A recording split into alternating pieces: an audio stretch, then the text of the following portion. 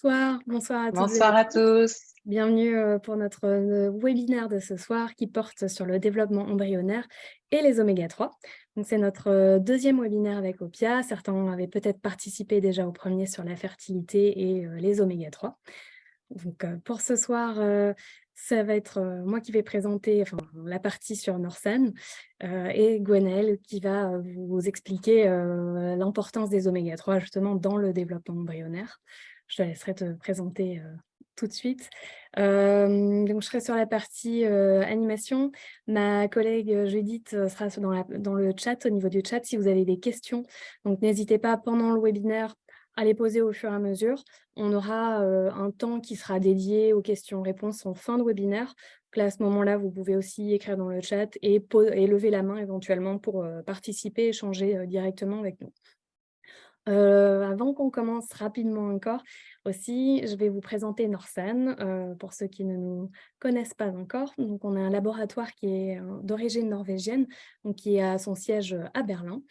Donc, à Berlin, ils sont bien développés puisqu'ils sont numéro 1 des pharmacies allemandes désormais. Et on est également présent dans d'autres pays, dont la France, la Belgique et le Luxembourg pour notre part. Donc le but d'Oméga 3, de Norsan, pardon, ça va être de proposer des Oméga 3 hautement dosés en EPA et DHA, et qui sont des produits naturels et non concentrés. L'autre grand objectif de Norsan, ça va être d'informer sur l'importance des Oméga 3 et sur un équilibre Oméga 6-3 pour une meilleure santé. Voilà pour ma partie. Je reviendrai en fin de webinaire vous présenter plus en détail la gamme. Et puis je laisse parler Gwenaëlle maintenant. Bonsoir à tous, merci d'être là. Alors moi, je m'appelle Gwenaëlle Jégu, je suis ostéopathe de formation et ensuite, après les études d'ostéopathie, je me suis beaucoup formée à la micronutrition et plus spécifiquement à la micronutrition appliquée à la périnatalité et à la pédiatrie. Avec mes deux collègues, Amélie Decou et Raphaël Hautemont, on a monté il y a 4 ans un institut de formation, un organisme de formation qui s'appelle Opia Institut. Et donc, pour le moment, on propose des formations pour les professionnels de santé, principalement des ostéos, pour les parties, pour les formations que nous, on anime. Et là, on ouvre à d'autres praticiens pour les formations avec les nouveaux formateurs. Donc là, ce soir, je vais vous parler du développement embryonnaire et puis on aura deux, trois slides sur le développement fœtal qui suit le développement embryonnaire et l'importance des oméga 3. Donc, hop. Alors, donc ça, c'est Magali et Judith qui vous accompagnent au niveau du chat et Magali qui reviendra à la fin du webinaire pour vous présenter les produits. Donc, Magali vous a parlé du laboratoire et on commence tout de suite. Alors, l'embryologie, qu'est-ce que c'est? La définition, c'est la science du développement des organismes et notamment des embryons. Donc, Eric Blechschmidt, qui était un médecin qui a beaucoup travaillé sur l'embryologie, lui, il est parti du principe que les premières différenciations sont particulièrement importantes car elles sont le début de tous les changements suivants.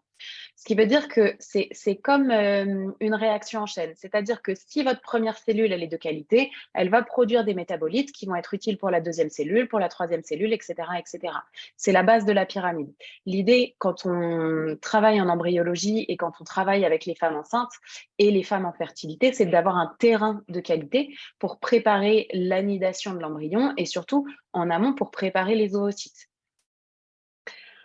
Je vous fais une petite partie sur la physiologie cellulaire. Donc, une cellule, qu'est-ce que c'est? Une cellule, c'est d'abord une membrane et à l'intérieur de cette membrane, il y a du liquide et dans ce liquide va circuler des petits métabolites. Donc, vous allez avoir notamment les mitochondries qui sont très importantes et le noyau cellulaire. Les mitochondries, elles sont très nombreuses dans une cellule. Vous avez entre 800 et 1500 mitochondries environ par cellule. Il faut savoir que toutes ces structures à l'intérieur même de la cellule ont des membranes. Les membranes, quelles que soient qu'elles soient membranes autour de la cellule ou membranes de la mitochondrie ou membranes du noyau, ce sont des membranes qui sont faites à partir de gras. Ce sont des bicouches lipidiques. Ça veut dire que vous avez 2 couches de gras l'une sur l'autre. Et donc, vous allez avoir la tête vers l'extérieur de de ce que compose la membrane et la queue qui va être à l'intérieur de la membrane. L'idée, c'est que plus vos membranes sont fluides, plus ça permet les échanges entre les cellules. C'est important ça parce que effectivement, tout ne passe pas via les acides gras. Il y a beaucoup de choses qui vont passer à travers les protéines également pour les échanges cellulaires. Mais si votre membrane, elle est trop rigide, alors ça ne permet pas aux protéines de pouvoir s'ouvrir, par exemple, ou ça limite les échanges cellulaires. Je vais vous montrer juste là, j'ai des petits accessoires très utiles pour montrer une membrane. Donc ça, c'est une membrane d'acide gras saturé. C'est une membrane qui est rigide, qui est droite et qui ne laisse pas passer les nutriments. Ici, vous allez avoir une membrane d'oméga 6, qui va représenter plutôt les cellules qui vont être riches en oméga 6. Donc, vous allez avoir de la place pour passer, mais tous les 6 carbones en gros. Et ici, vous allez avoir une membrane d'oméga 3 qui va être beaucoup plus souple, beaucoup plus fluide, avec de la place, en gros, tous les 3 carbones. Donc, l'idée, c'est d'avoir des membranes qui sont suffisamment souples pour permettre le passage des nutriments et pour permettre la malléabilité de ces cellules. Je m'explique dans la diapo d'après. La fusion des gamètes, ça se fait par un ovocyte et un spermatozoïde. Ça, c'est si et seulement si les membranes du spermatozoïde et de l'ovocyte sont capables de pouvoir fusionner ensemble. Ça veut dire que vous avez un ovocyte, un spermatozoïde qui arrive. Si la membrane de l'ovocyte, elle est trop rigide, elle est fabriquée majoritairement avec des acides gras saturés ou des oméga 6, il n'y aura pas possibilité de pénétration du spermatozoïde dans l'ovocyte. Pareil, si le spermatozoïde manque d'oméga 3, vous avez la petite partie qui est devant, juste au bout de la tête du spermatozoïde qui s'appelle l'acrosome. S'il y a un manque de DHA, donc un manque de la fin de la chaîne des oméga 3, alors l'acrosome ne sera pas assez puissant pour pénétrer dans la membrane ovocytaire.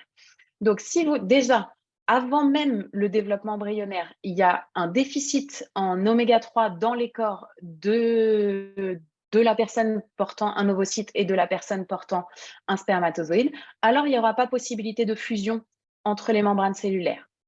Une fois, s'il y a quand même suffisamment d'oméga 3 à l'intérieur, vous allez avoir fusion des membranes des ovocytes et du spermatozoïde. Et ensuite, il va falloir fusionner le matériel génétique. Donc, c'est encore une membrane à passer pour qu'il y ait fusion à l'intérieur. Et en plus, pour tolérer une grossesse, il va falloir qu'il y ait une modulation immunitaire. Ça veut dire que pour tolérer le début de la grossesse, il faut que la génitrice, la porteuse, baisse son système immunitaire. Pour ça, si elle est riche en oméga 3 à l'intérieur de son corps, les oméga 3 vont avoir un grand pouvoir anti-inflammatoire. Donc, ça va permettre une baisse immunitaire. Si la personne est très inflammée, alors son immunité est très haute, son système inflammatoire est très haut et elle ne pourra pas tolérer les 50% de cellules qui ne sont pas à elle. Donc, c'est important déjà en amont de l'embryologie. Donc, une fois que ça a fusionné, c'est OK, c'est génial, il y a fusion des matériaux génétiques, il y a fusion du spermatozoïde et de l'ovocyte. Chaque changement de forme est une conséquence d'un changement de position des structures de cette même forme. Ça veut dire que pour passer de une cellule à 2 cellules, il va falloir qu'il y ait une modification. Et donc, s'il y a une modification, cette modification, en fait, elle va se faire en fonction du liquide intra- et extracellulaire. En gros, pour que l'eau passe à l'intérieur d'une cellule, il faut qu'il y ait une protéine qui s'appelle une aquaporine. Et cette aquaporine, elle va laisser passer l'eau à l'intérieur. Donc, vous imaginez, vous avez une membrane qui ressemble à ça. Il y a plein de petites aquaporines qui sont un petit peu partout. Et cette membrane-là, comme elle va être mobile et modulable, l'eau va passer à l'intérieur de la cellule, va pousser en fait les parois cellulaires d'un côté et d'un autre. Et du coup, à force de pousser, eh ben, vous allez vous retrouver tout avec 2 cellules. Mais si vous avez une membrane comme ceci, la membrane, elle est trop rigide pour se plier et du coup, il n'y aura pas possibilité de division cellulaire. Donc, l'idée, c'est que plus vous avez des membranes fluides, plus vous aurez possibilité de multiplication cellulaire à partir de la fusion des gamètes. La première semaine, donc, il va y avoir le passage de 1 cellule à 2 cellules. Et ensuite, dans tous les livres de SVT qu'on a eu au lycée, etc., on nous disait, ben voilà, la fécondation, il y a une cellule œuf, puis qui se divise en 2, en 4, en 8, en 16, en 32, etc. Le clivage, il est toujours asymétrique parce qu'il est en fonction de la mobilité des membranes que vous allez avoir.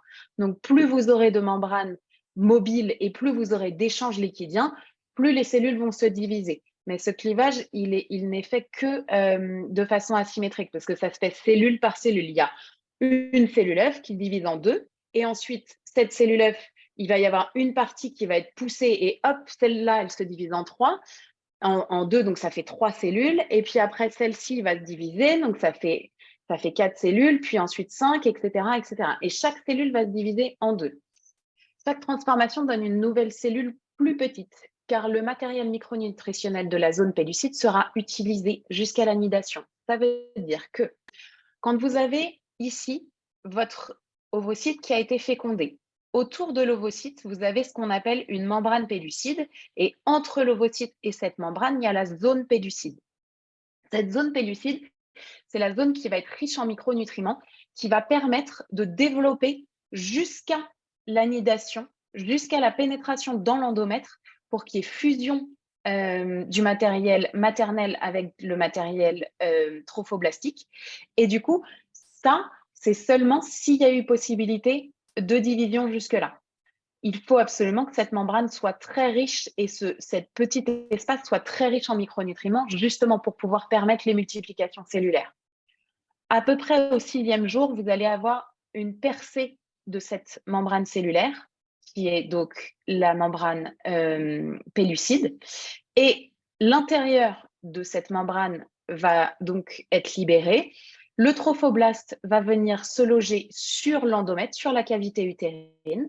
Et à ce moment-là, il va y avoir pénétration du trophoblaste dans la muqueuse utérine.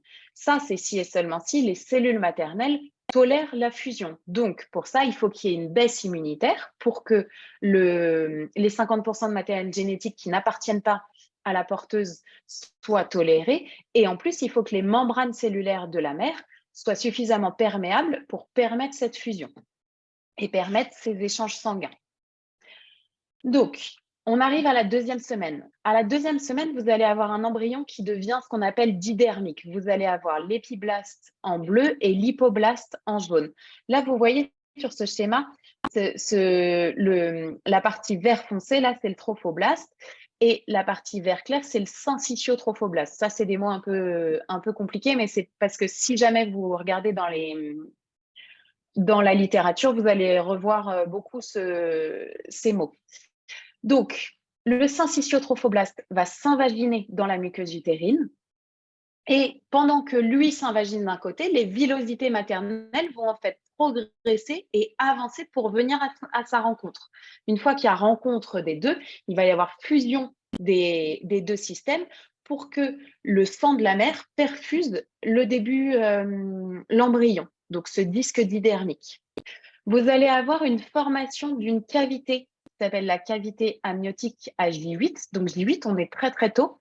Les 3/4 des femmes ne savent même pas qu'elles sont enceintes parce qu'elles n'ont pas eu encore de retard de règles à ce moment-là.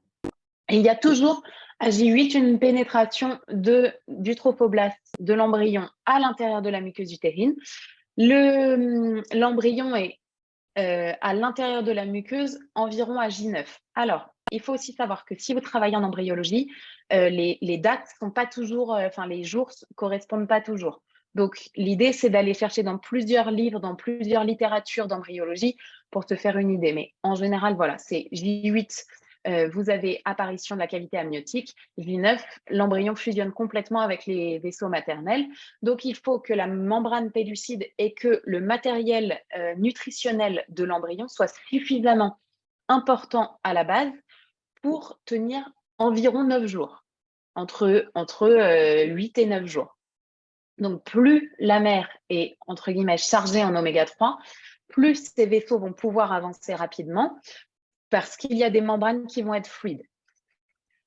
Ensuite, vous allez avoir une prolifération de l'hypoblaste qui va former une membrane. Cette membrane, c'est la membrane de Heuser, donc ça, c'est juste pour son petit nom. C'est pour vous montrer que, en fait, on part d'une petite membrane hypoblastique ici, d'une petite couche cellulaire hypoblastique qui va venir couvrir toute la cavité. Pour ça, il faut absolument que les membranes soient fluides. Il faut qu'il y ait des oméga 3 entre autres, mais il faut qu'il y ait beaucoup, beaucoup d'autres nutriments pour venir faire des échanges cellulaires pour fabriquer de nouvelles cellules. En gros, les acides gras, ça va vraiment être la base de la formation de nouvelles cellules. Et après, en fonction de la charge micronutritionnelle, il va y avoir déploiement ou pas de l'intérieur de la cellule. Mais la base, ça va être la membrane cellulaire. Et donc, la membrane de Heuser va former une deuxième cavité qui s'appelle la cavité vitelline primaire. En fin de deuxième semaine, vous allez avoir le mésoderme extra-embryonnaire qui va se former et qui va former la cavité chorionique. Donc, c'est cette petite cavité qui est juste ici. Et à peu près à J12, vous allez avoir tellement de pression au niveau de cette cavité chorionique qu'il va y avoir une compression comme un sablier, en fait, au milieu de la cavité qui est ici formée par la membrane de Heuser. Donc, en fait, il va y avoir une compression par pression à ce niveau-là, mais cette compression n'est possible que si la membrane est souple. Si la membrane est trop rigide, la compression ne sera pas possible. Et donc, la cavité sera trop grande et l'embryon, à ce moment-là, ne peut plus se développer. Ou alors, il y aura des pathologies de développement de la deuxième semaine.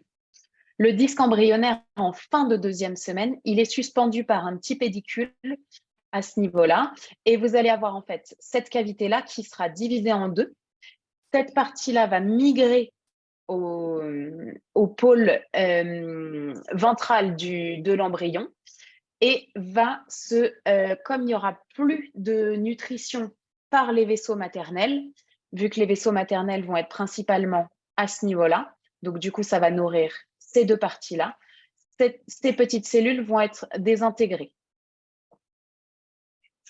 On arrive à la troisième semaine. La troisième semaine, c'est simple. Deuxième semaine, 2 disques. Troisième semaine, 3 disques embryonnaires. La troisième semaine, c'est ce qu'on appelle la gastrulation. C'est-à-dire qu'il va y avoir une transformation des tissus embryonnaires et on va passer de épiblaste et hypoblaste à ectoderme, mésoderme et endoderme. En fait, ce qui va se passer, c'est que vous allez avoir une invagination. En gros, il va y avoir une invagination du tissu épiblastique à l'intérieur, ça va se recourber comme ça. Et donc, en dessous, vous avez l'hypoblaste qui devient donc l'endoderme. Et cette partie-là, tac, va donner du mésoderme après. Vous le voyez ici, vous allez avoir le mésoderme qui va arriver à partir de ce qu'on appelle la ligne primitive. La ligne primitive, elle commence à la partie caudale, donc à la partie arrière de l'embryon.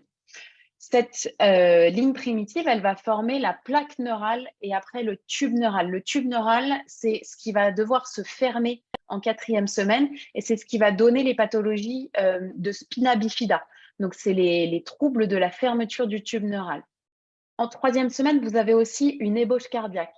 Donc, à J21, vous avez le cœur qui commence à battre. Pour que le cœur commence à battre, il faut qu'il y ait des contractions de cette ébauche. Et pour ça, il faut que chaque cellule qui compose le cœur soit fluide pour recevoir en gros l'électricité du système neuro pour pouvoir se contracter et commencer à envoyer le sang un peu partout sur l'embryon. Dans la gastrulation, du coup, vous allez avoir ectoderme, mésoderme, endoderme, et en gros, ça va donner ces systèmes-là. Donc, l'ectoderme va donner plutôt le système nerveux central, le mésoderme va donner plutôt les muscles et les reins, les os et le système vasculaire, et l'endoderme va donner plutôt les intestins, les poumons et le foie. Ça, c'est une vue d'un embryon en fin de 3e semaine. Donc, vous voyez que cet embryon, il est plutôt aplati et en fait, il est ouvert. Il va falloir qu'il y ait beaucoup de prolifération cellulaire pour pouvoir fermer toute la partie dorsale. Donc ça, et la partie ventrale. Mais là, ici, quand vous regardez cet embryon, en gros, ça, c'est les ébauches des hémisphères cérébraux.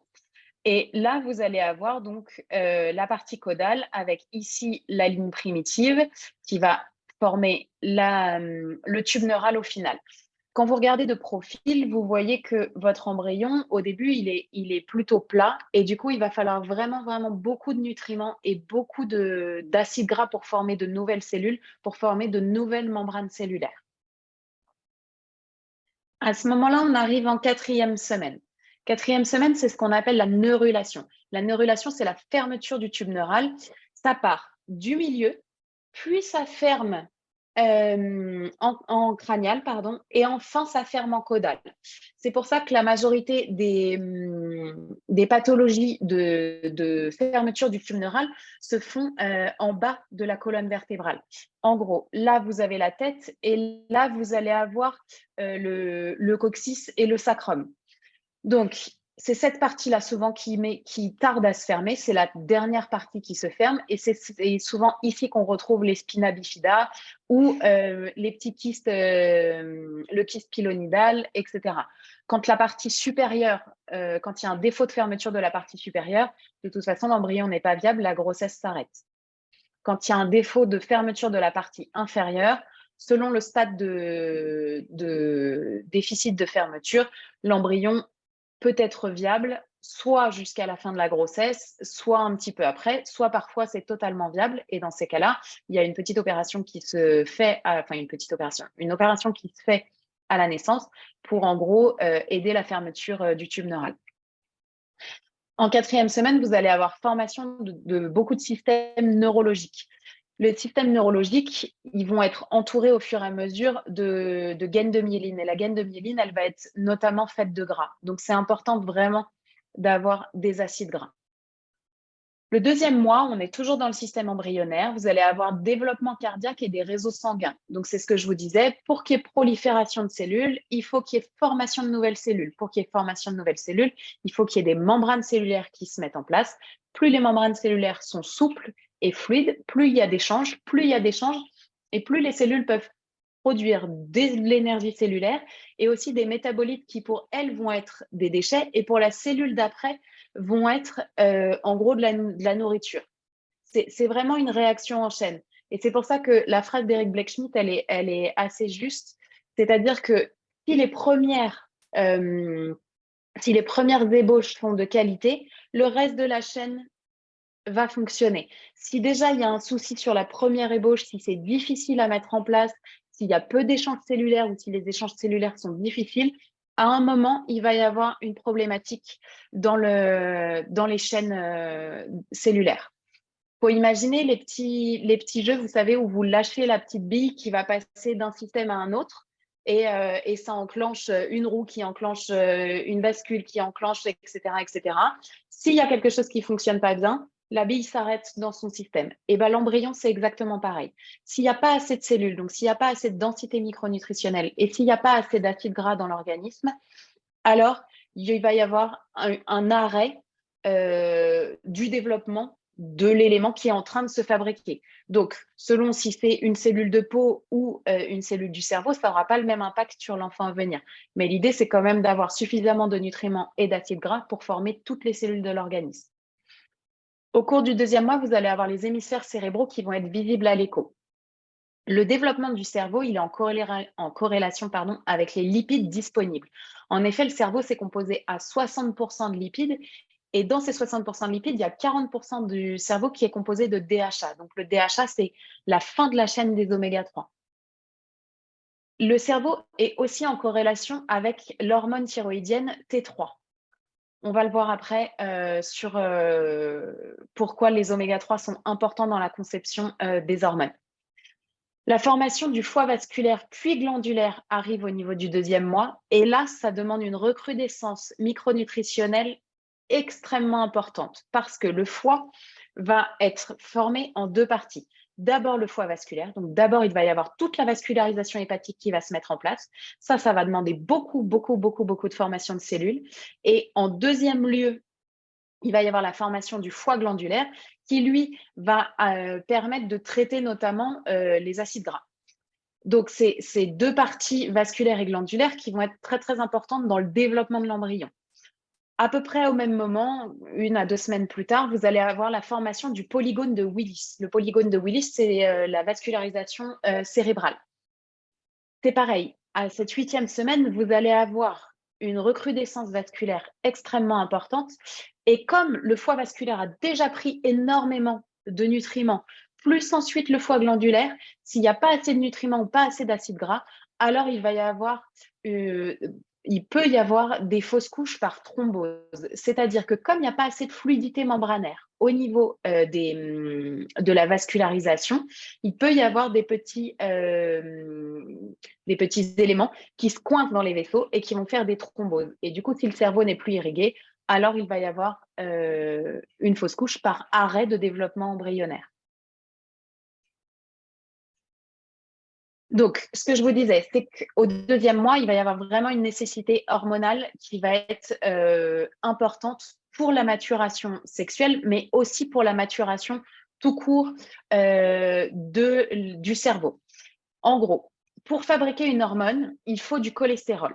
Et le cholestérol va rentrer dans les cellules grâce à l'hormone T3. C'est l'hormone T3 qui va permettre l'ouverture de la cellule, la rentrée du cholestérol dans la cellule et la transformation de ce cholestérol en prégnénolone, qui elle ensuite va se transformer, etc., pour donner dans deux axes différents, l'aldostérone et le cortisol, et la testostérone et les œstrogènes.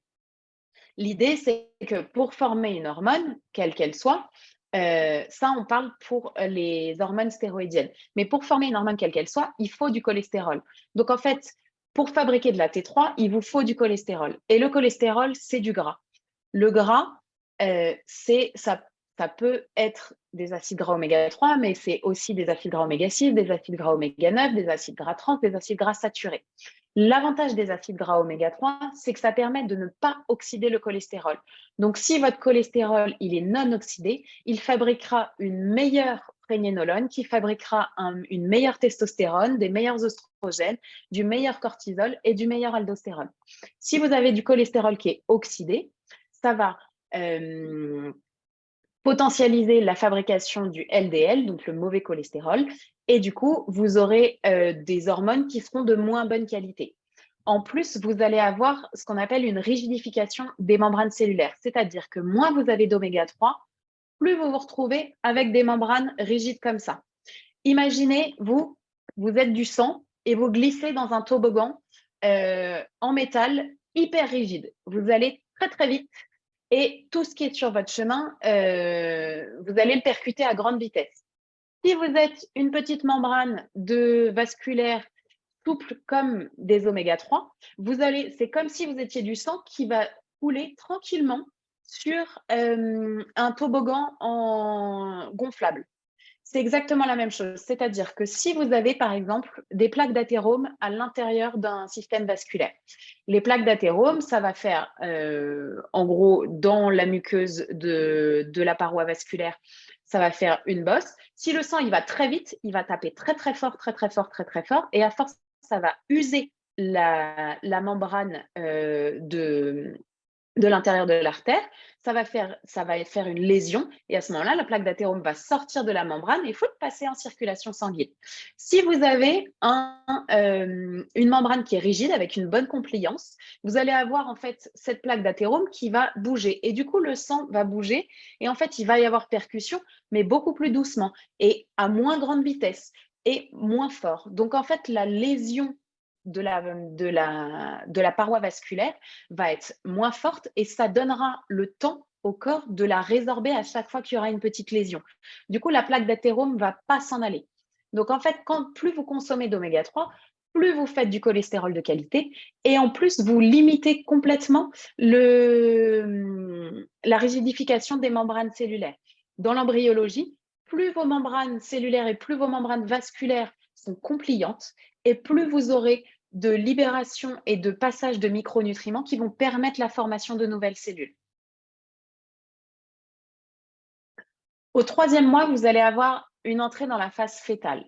À ce moment-là, donc les 2 premiers mois, c'est la phase embryonnaire.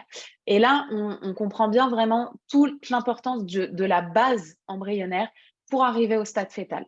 Dans la phase fœtale, vous allez avoir une augmentation de 250 fois le poids par le fœtus en 30 semaines. Donc, c'est une phase vraiment de croissance et de maturation. Pour qu'il y ait croissance et maturation, il faut qu'il y ait de fortes poussées sur les cellules. C'est-à-dire qu'au début, vos cellules, elles sont, par exemple, je vais vous dire n'importe quoi, une cellule de foie, elle va être comme ça. Et puis, pendant le deuxième trimestre, elles vont gonfler et grossir pour arriver au final, à la fin du troisième trimestre, à la taille d'un bébé qu'on connaît à la sortie. Du coup, pour ça, il faut que la compliance des membranes cellulaires soit importante.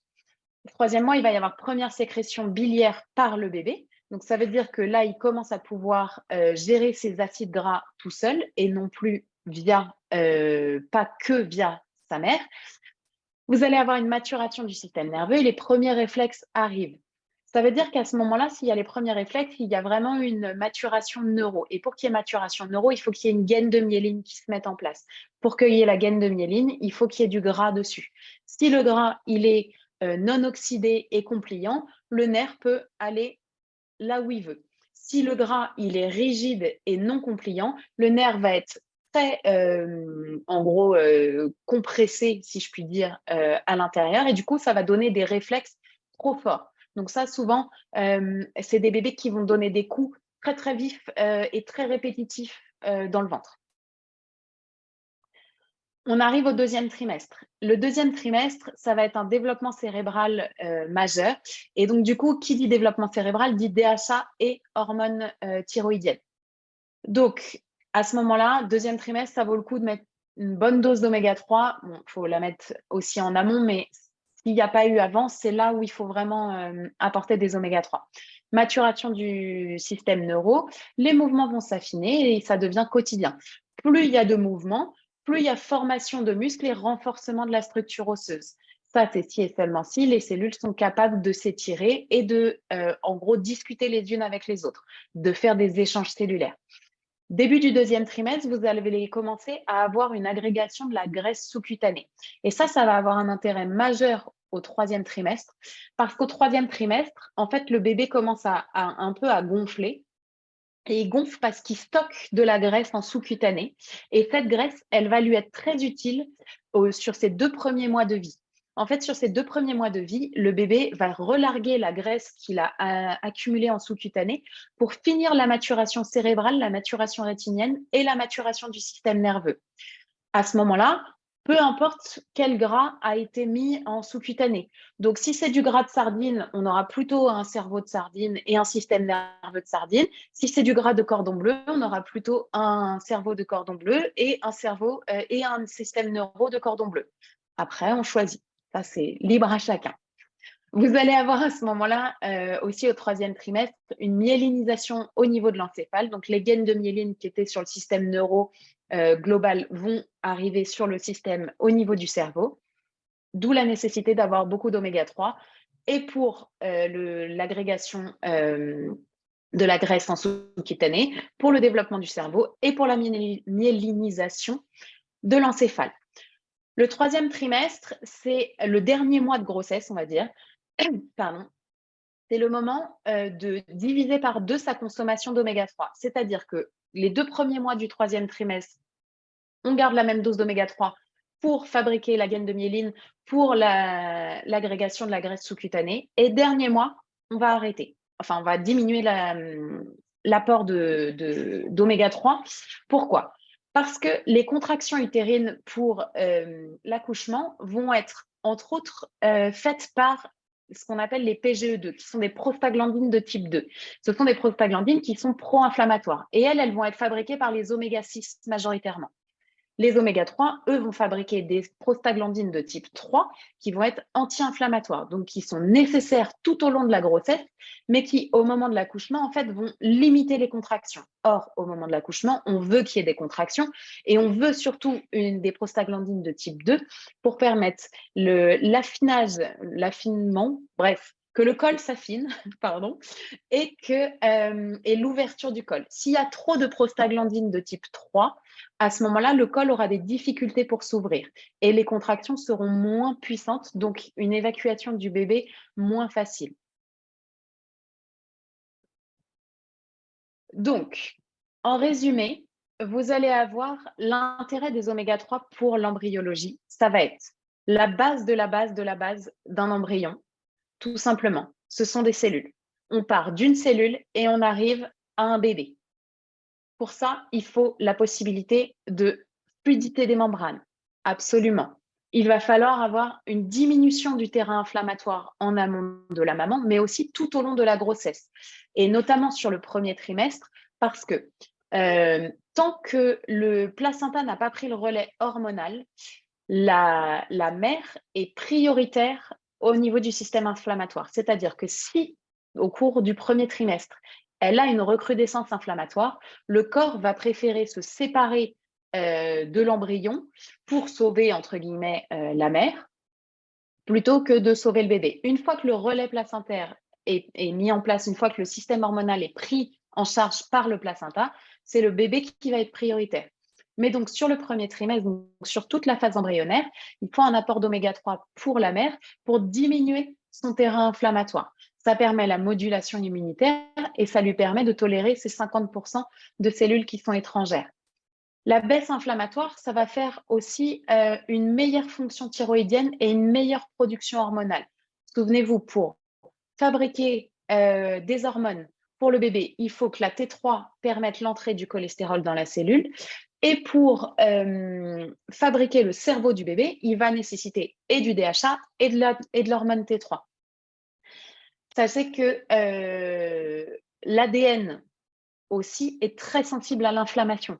Donc, en fait, s'il y a un système inflammatoire, le fœtus sera inflammé et son ADN sera modifié au fur et à mesure. Et c'est pour ça qu'il y a des pathologies dites inflammatoires qui vont être héréditaires. En fait, ça va être mis en place à l'intérieur du ventre, donc en intra-utérin, et ce sera exprimé en extra-utérin. Mais donc, plus vous amenez d'oméga-3, plus vous baissez le système inflammatoire, plus vous augmentez la modulation immunitaire et plus vous permettez au bébé de se développer. Les oméga-3, ça va permettre aussi les retards de croissance. Pourquoi? Parce que ça permet beaucoup plus d'échanges cellulaires. S'il y a plus d'échanges cellulaires, les cellules peuvent se différencier correctement et peuvent croître correctement. Mais aussi, ça va permettre de fluidifier les membranes cellulaires des systèmes vasculaires et d'avoir une compliance vasculaire. Plus il y a une compliance vasculaire, plus le sang va permettre d'amener des nutriments au fur et à mesure.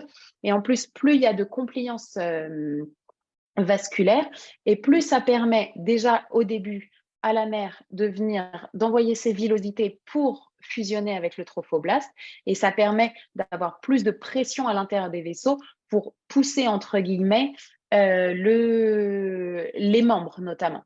Je reviens juste ici sur cette image. Vous voyez ici, il y a les ébauches des membres sup et des membres inf. En fait, tout va partir du système central. Donc, c'est le système vasculaire qui va pousser tellement fort sur les côtés du thorax que ça va créer des ébauches du membre sup. Et ça va pousser tellement fort en bas que ça va créer des ébauches du membre inf. Donc, si la compliance vasculaire n'est pas suffisante, il n'y aura pas cette possibilité de pousser au niveau des membres. Donc, l'idée, c'est d'avoir vraiment une compliance vasculaire importante. Vous allez avoir aussi, en donnant des oméga-3 aux femmes enceintes, hormis l'embryon, vous avez une diminution des risques de dépression du postpartum. Ça a été fait par des sages-femmes sur une étude sur 10 ans. Vous avez une diminution du risque de dépression du postpartum, vous avez une diminution du risque d'hémorragie, de la délivrance, une diminution des risques de déchirure également. En fait, les oméga-3, ça va avoir un gros impact aussi sur le microbiote. Et le microbiote, lui, va agir sur toute la synthèse hormonale. Donc, c'est important d'avoir des oméga-3, pas que pour la dépression du postpartum.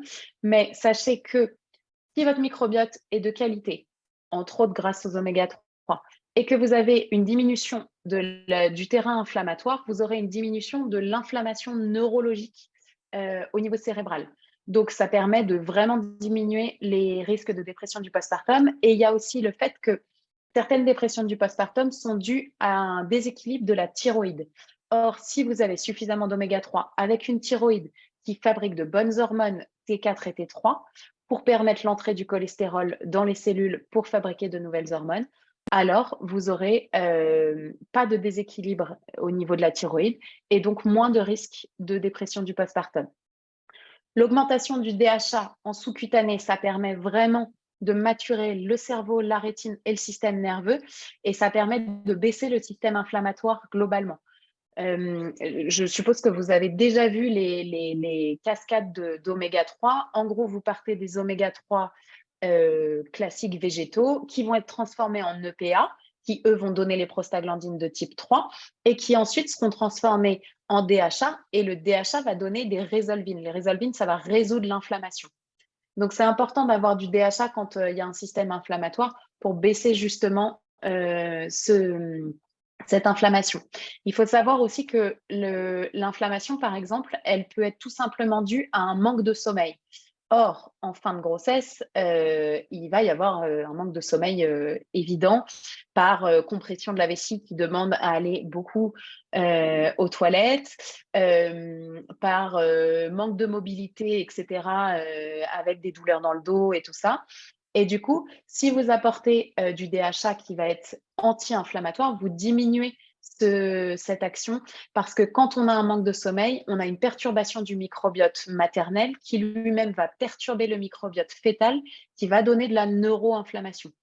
Donc, au niveau du cerveau, si vous amenez beaucoup de DHA, ça permet d'avoir des résolvines qui vont résoudre l'inflammation neuro du fœtus.